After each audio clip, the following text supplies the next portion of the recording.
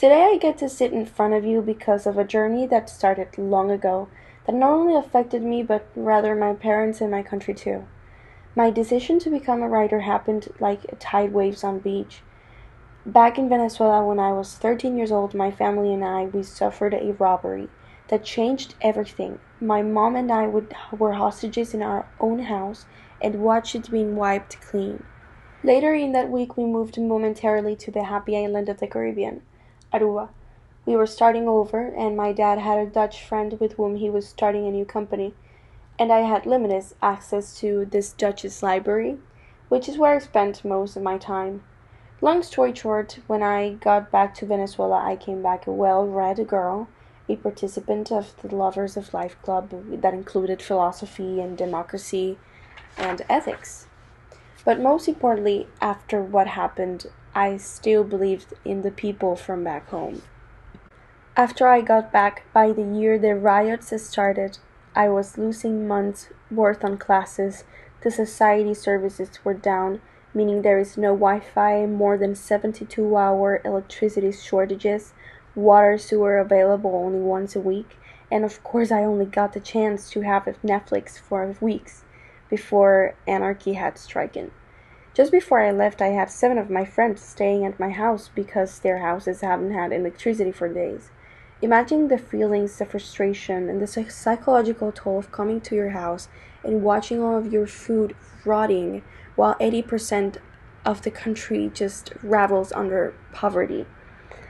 You see, I wanted to believe after 4 years of fight that the dead students, dead militias, dead politicians, amnesty just becomes a figment of my imagination, and I believed that all of us would have the country on our hands, even though I didn't even believe on myself as a writer in Venezuela. None of us believed on being ourselves anymore, and that is why I chose to study abroad.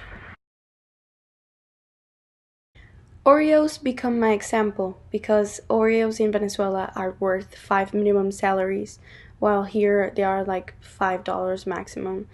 And they are the simple enjoyment of life, and we weren't exposed to them. We would rather put those salaries in one meal of the day instead of in Oreos. So you start feeling like you didn't deserve them anymore. I've been in Orlando for a while and I haven't had any Oreos yet. You see, Full Sail University taught me what it's like to be deserving of something great. I wanted to change this perspective, and my love for this perspective was reflected in the courses of chosen career. English composition, where I learned the adjust technique to produce powerful paragraphs, writing workshops to put my verses out there exposed to criticism and by my peers to end up academics, writing for the entertainment to know exactly what to give to the public in order to satisfy them, all supported by developing new words, in which I learned to adjust my feelings and thoughts to create a new world, where they develop or disappear and become other things. Historical archetypes and mythology talk to me about past worlds that the human of the world used to dream about, much to their belief.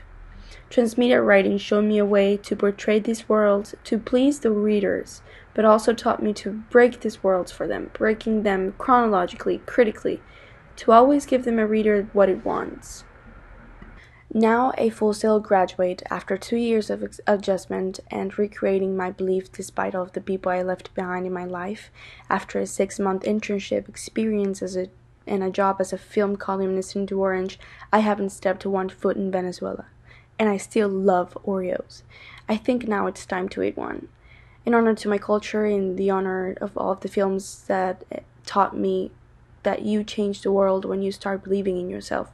And when I started at Full Sail, my world started to morph into this loss of nature again, while the more I wrote, the more rewarding I received afterwards. Despite being one of the biggest platforms in the world, no matter where you come from, they give opportunities to anyone that has a good story to share to the world.